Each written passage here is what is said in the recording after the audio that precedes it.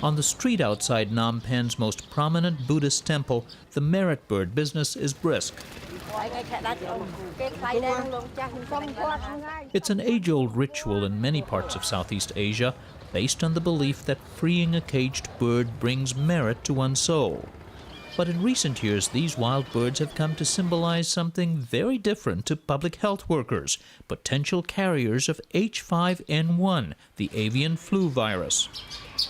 Sellers are very interested in whether or not these birds do have avian influenza, and so they're interested in knowing about the health of the wildlife and how this impacts their health as well.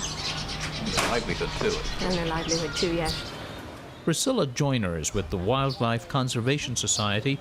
Its staff regularly tests samples of wild birds across East Asia for any signs of flu. A big concern here in this area is the very close proximity of people living with domestic animals and interacting with wildlife.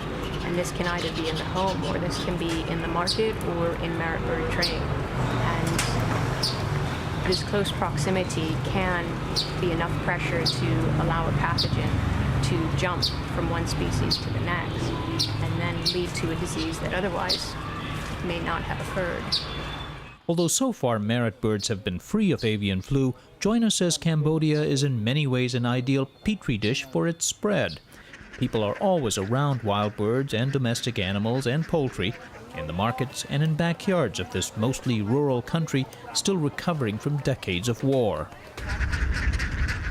H5N1 is common but harmless in ducks. It is lethal in chickens, and it's deadly when it does make the cross-species leap to humans. 2/3 of the 400 people who've contracted bird flu have died.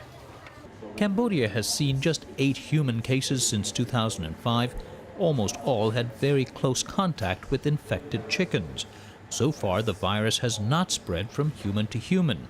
Still, Dr. Surenda Vong of the Pasteur Institute says bird flu remains a concern, especially if it infects someone who already has another form of flu, including swine flu that spread widely in recent months. Once humans are infected, if they're infected with a seasonal flu, there's a possibility for H5N1 to mix with this seasonal flu and to come up with a new virus that would have the potential to be a pandemic one. To spread like seasonal flu. Exactly.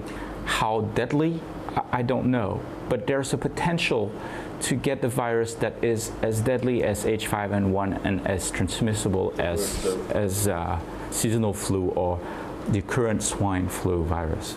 He says Cambodia doesn't have the resources to check on every case, but with agencies like Pasteur, it is monitoring selected sites across the country for any signs of flu in chickens and responding to major outbreaks. If there is something, there's a team from the Ministry of Agriculture, from the veterinary services, and that would go to the field and investigate the phenomenon.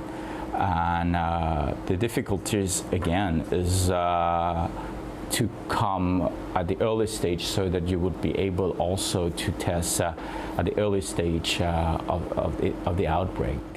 And they are hoping the message gets out on how to lower the risk of an outbreak, separating chickens from ducks, for example, keeping kids away from ponds where ducks swim, and improved hygiene around the backyard.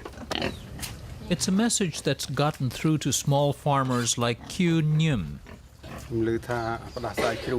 heard the news from the TV and radio. I heard the swine flu makes the pigs sick first and also infects human beings. First I heard that it spread in Mexico and then also spread in America. I take precautions for myself.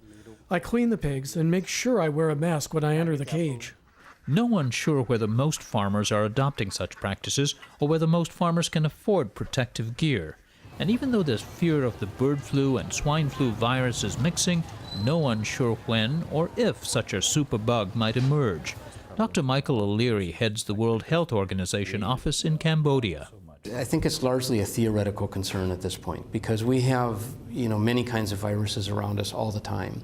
And so while we have to say that it's possible that these two or other viruses may mix and result in a new virus, that's essentially always the case. We can have such a scenario anytime. He says the risk of diseases that jump from one species to another has risen in recent decades, with dozens of examples, from Ebola to Lyme disease.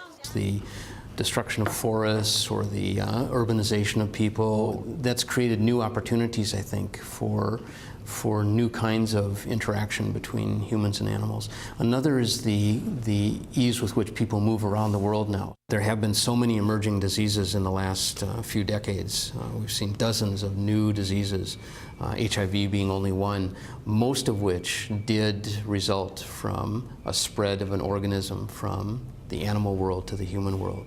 O'Leary says it will be important to strike a balance, watching for early signs of outbreaks while avoiding socially disruptive measures like shutting down the merit bird trade or shutting down markets.